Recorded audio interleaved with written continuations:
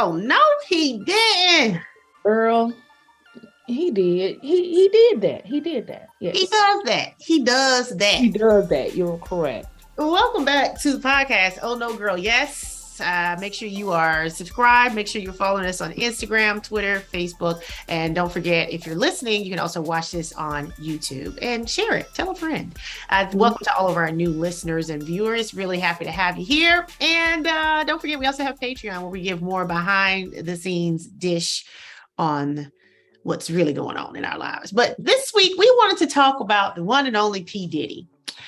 Puffy, Sean P. Diddy Combs. Love. He received the Lifetime Achievement Award this weekend on the BET Awards. And he had a very long speech. He was part of the performance, and there was a montage video in the part of his performance that it was like, when Faith Evans comes out and sings, I miss you, it's he's lost a lot of people that we know of recently. Mm-hmm. And so, but in his speech, what stood out to me was in the video, he shouted out Kim Porter, who was the mother of his children and longtime on and again, off again girlfriend who passed away. But then he also shouted out Cassie, who was another longtime girlfriend who is now married with children to someone else. But he's currently dating, is it Carisha? She's one of the city girls. Right. Very little about her, but she was there in attendance, not seated with him and holding up a sign like she was at a pep rally. And he did not acknowledge or shout out. I also want to say for the record, he didn't shout out his kids either, but that's neither here nor there. You shout out who you want to shout out. But I feel like, in my observation, Puffy always romanticizes the girlfriend before to the current girlfriend. Okay. I agree. So him and Kim Porter have been off and on for a long time. But we remember when he got with J-Lo and then they broke up. He was still making songs and videos about J-Lo, but had gotten back with him. Saying her name at any chance he got in an interview, whatever. He was always talking about J-Lo. Uh-huh. But at that point, he presented that he was back with Kim. Mm-hmm. And people would look at a beautiful woman like him and be like, why is she with this dude? He obviously still in love with this other woman. He always talking about this other woman. And that was Kim's life with him. And she had 3 children with him. Not to mention her twin daughters are the exact same age of his other daughter because he had 2 women pregnant at the same time. Right. Okay. So then enter Cassie. Cassie entered the picture before Kim passed away. Mm-hmm. And then it was Cassie. We always heard about Kim and how Kim was the prototype for Puffy. From Puffy. Mm-hmm. We would be like, don't he have a girlfriend? Why he always talking about Kim if he with Cassie? Mm-hmm. Mm-hmm. Okay. Now, let's note that this is just what he did publicly. Right. No telling how it went down privately. But if you one-on-one, right. But one would assume if somebody's comfortable enough to do something publicly, then that private one-on-one, anything we say publicly, it's 10 times worse privately, right? We do know we say 10 times worse privately. That's why you got to sign up. I think it would be even more comfort level on a one-on-one basis. Because that's awkward, right? Yeah. Mm-hmm. It's awkward. And so he does this publicly where he almost fetishizes the ex to the current. And so we're always observing the current like, girl, why are you with this man? And he's somewhere talking about his ex. So now that Cassie is married, has a couple of kids with somebody, he shouted out Kim, rest in peace. And he also shouted out Cassie. Yeah. In his acceptance speech. The girl he's currently dating is sitting there with the sign, like a poster board with glitter on it. Like she's at a football game in the She's stand. at a football game. She is not seated with him and his mom. She did not walk the red carpet with him and his mom. And she's just happy to be there. Yeah. Now, for the record, I don't think that he claims her as his girlfriend. I think that's like the viral clip is that she told him they go together, but they've been dating. Okay. Mm-hmm. And she's also very off-brand for what he usually dates. Yeah. Well, I mean, but has he been consistent in his dating as far, I guess, when you say off-brand, you mean off-brand like Great Value brand? No, I'm asking. That felt shady. No, I mean, no, because that's not based on the women that we have known him to date. Now I'm sure he's dating. I'm talking about. Are you talking about caliber of women? Because he dates a variety of women. Listen. When I say off-brand, a different type woman, of the women he's presented to us that we've known he's dated, they have all been quiet, kind of quiet people outside of like J-Lo. But even when J-Lo was with him, she wasn't rah-rah. This Carisha girl is very rah-rah. She's very talkative. She's very in your face. She's very young. She seems to be for the streets, just the way she articulates and puts stuff out there. And he tends to date women who just are happy to be there with him and will hold his hand and just chill out. Even if they famous, even if they got a talent. Okay. They generally defer to him as far as person. Yeah, I don't know much about Carisha at all, to be honest. I know nothing. So when you said off brand, I had to get clarity. I was like, what do you mean? I know, I just noticed there's an inconsistency, and that's fine. He's attracted to women, I think. None of his women ever fit. Do you think? I mean, see, you throwing shade now. Now you throwing. I say, do you think that's what it is? Oh Lord, the comments last night during that whole show were just amazing. But anyway, so yeah, I don't think he typecast his women like that, but I get what you're saying about the demeanors of these women are usually pretty consistent. Consistent, and she's a different type persona. Even if you say like the Lori Harvey, the Cassie, the Kim Porter, the J-Lo, they all have a similar temperament that they present. Right. Because we don't know these people. I'm saying what they present is a similar temperament. But anyway, I just thought, what is it about a dude that always romanticizes the one that got away, but when he got her, he ain't doing nothing to keep her? Because I know I have had several apologies and acknowledgments of being a great woman and a great girlfriend for men who did not treat me that way when they had me.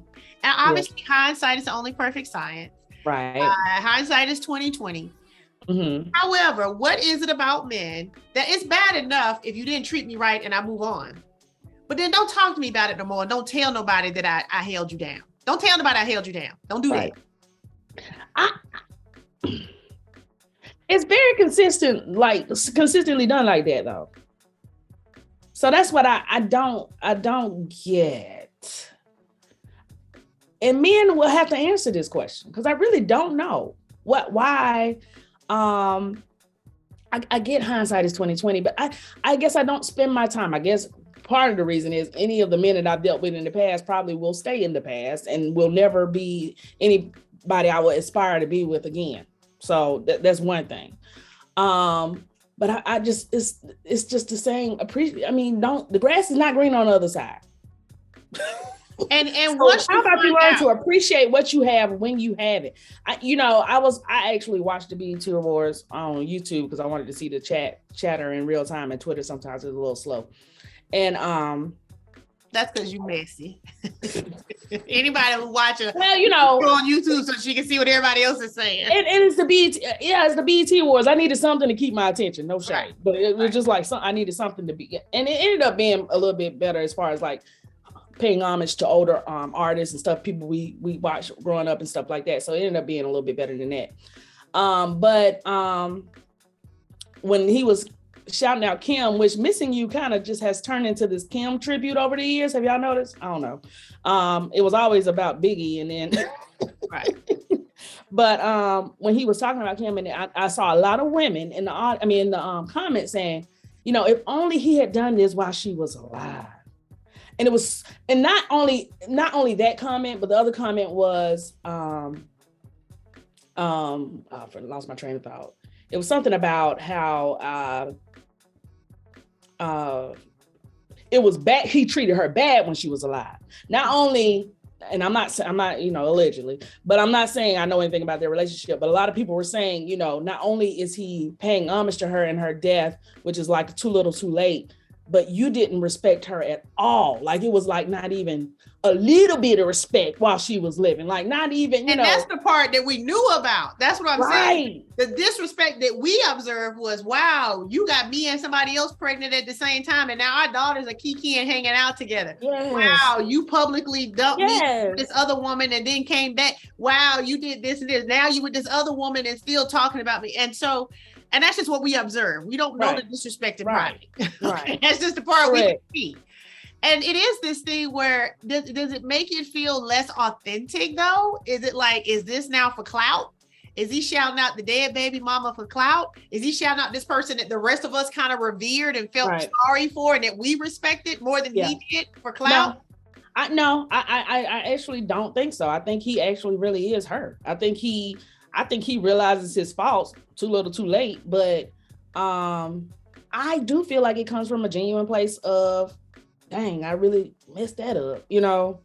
I don't know, you know, because for clout, like after a while, nobody, you know, I don't know. Right, but I'm saying if somebody's mind ain't right, you know, a lot of these. Well, and I think his mind isn't right.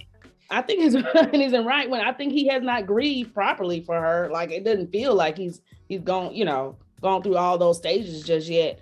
I feel like he's stuck on guilt. Right. And it might be guilt. And, you know, it's a phrase that says it's not that you never knew what you had until it was gone, it's that you never thought you'd lose it.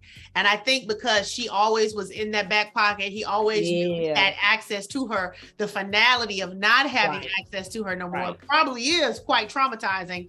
Right. Regardless of whether you respected her, regardless of whether you married her or whatever they wanted to do in their lives, you kind of handled her like this is the safety net. Right. And then once that safety net was gone, it was like, wait, what now? Yeah, he no longer has that. Yeah. And I think that could be where the majority of the grief is, not necessarily just her loss in general, but I don't have that safety net anymore, period. You know, I don't have that person that's gonna ride or die for me anymore. And that could bring on even more, even larger amount of grief than just, you know, losing somebody. Right. Because she obviously was important to him in how he deemed her to be important. And that's the thing, is a lot of times we are important in people's lives, and either they never articulate it, show us, treat us that way. And sometimes you just have to walk away knowing you poured into a person, and whether you ever, you know, saw your name on the label of the bottle or not, you have to say, I poured into that cup. Okay. And he can do what he want to do with it, or she can do what she want to do with it.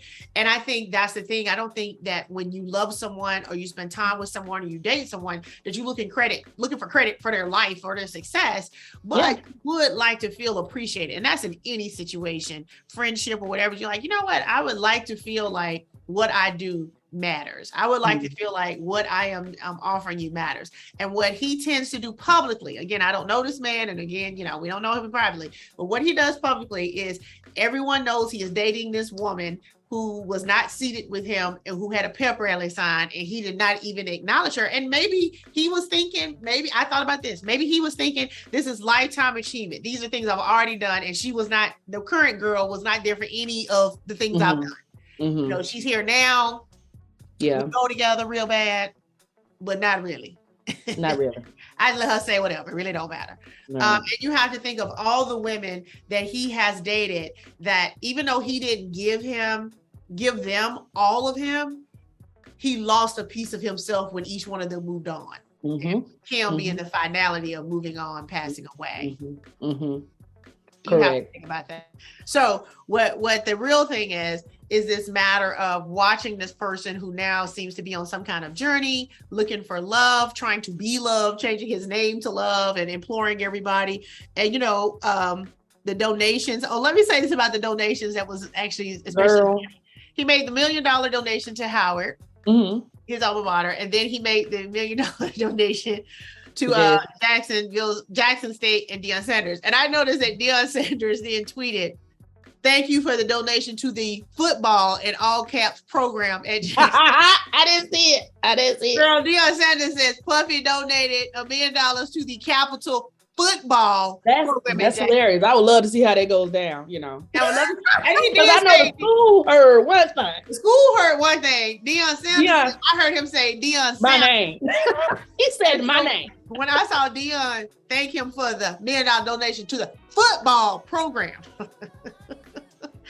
I said, you know what? Black people. You know what? That money ain't going to neither one of them, right? I saw you said that you did not think either school would get either donation. Why is that? Why would you believe that? Because Puffy owes Mace royalties. He has there were a lot of artists missing from that. And this is not, they ain't got nothing to do with Oh No Girl Yes. But anyway, there were a lot of artists missing from that tribute who have claimed that he was not a good person. Right. The Day 26, Danity Kane, those artists weren't involved in and not that they, you know, I don't know if they should have. I'm not even saying Mace should have been there, you would think, you know. But Mace did call him out more than anybody else, just talking about his royalties and stuff like that. So I don't know. It's a running joke I always have when Puffy says something like, did you pay Mace his money? You know, but that's it. I actually do hope he does uphold his he wasn't just feeling the love and saying, oh, I'm gonna give $1 million here, $1 million there. And I saw some people in the comments like, well, give it to the lesser HBCUs. I'm like, well, he's giving it to his alma mater and he's giving it to his friend. Right.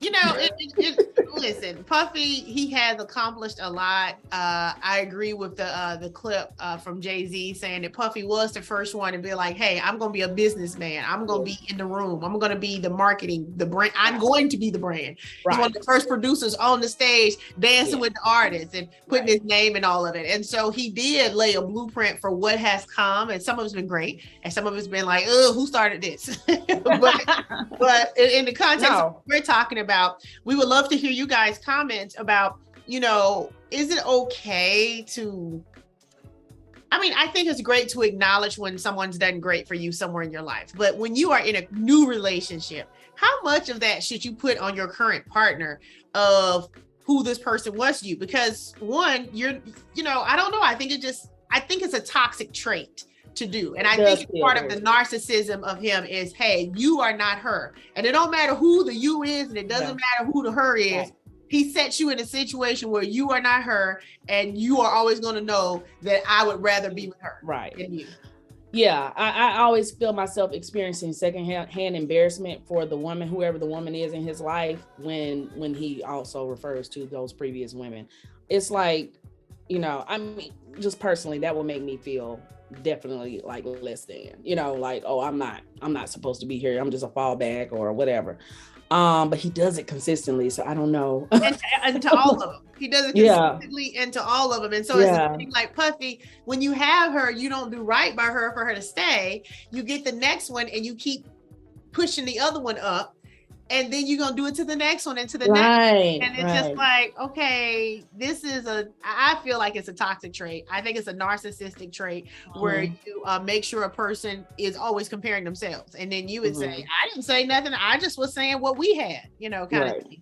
I think anytime, and we'll talk about this on this week's Patreon, so that's why you need to sign up for Patreon. I had a situation just last week where an ex was comparing me to another one of his exes. And I felt like even just to fix your mouth to do that is a problem.